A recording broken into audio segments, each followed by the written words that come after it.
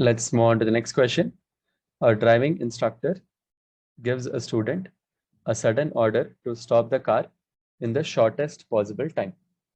Figure 1.1 shows the speed time graph of the motion of the car from the moment the order is given. So here we notice that up until almost 1 second, that is, I think approximately at 0.9 second, the speed which was constant until then suddenly starts to decrease until it reaches 0 at exactly 4 seconds. Now, the order to stop was given at time t equal to 0. State the speed of the car at t equal to 0. So it is evident from the graph that at t equal to 0, the speed is exactly 18 meter per second.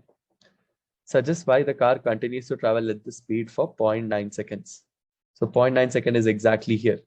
So up until 0.9 second, the car continues to travel because this 0.9 second is exactly the time taken by the driver to realize that he has to apply the brakes and input his reaction to the car pedal. So this is the reaction time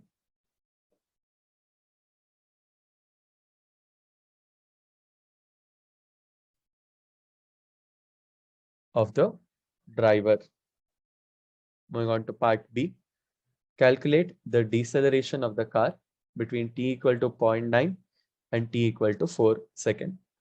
So deceleration or acceleration in general is given as v minus u divided by t, where v stands for the final velocity and u stands for initial velocity, and t or delta t stands for the time interval where the velocity changes from u to v.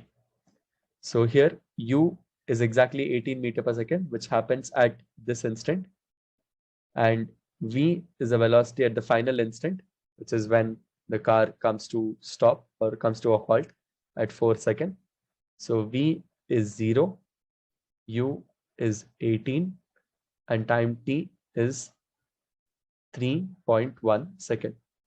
So this approximately gives us an acceleration of negative 5.8 meter per second square, or the deceleration value is just 5.8 meter per second square.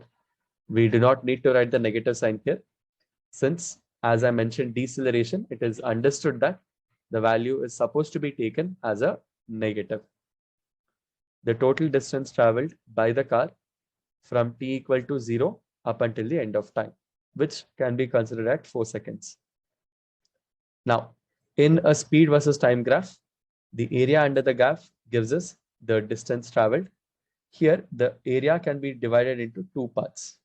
So from 0 to 0.9 seconds, the speed remains a constant and the area under the graph resembles that of a rectangle, while from 0.9 to 4 seconds, the area resembles that of a triangle.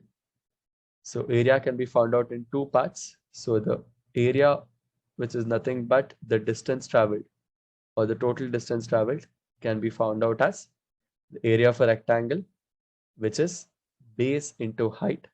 The base value is 0.9 second into the height, that is 18 meter per second, plus the area of a triangle can be found out, specifically a right angle triangle, as half into base into height. Half times the base is 3.1 and the height is again 18. This gives us an approximate value of distance as 44 meters.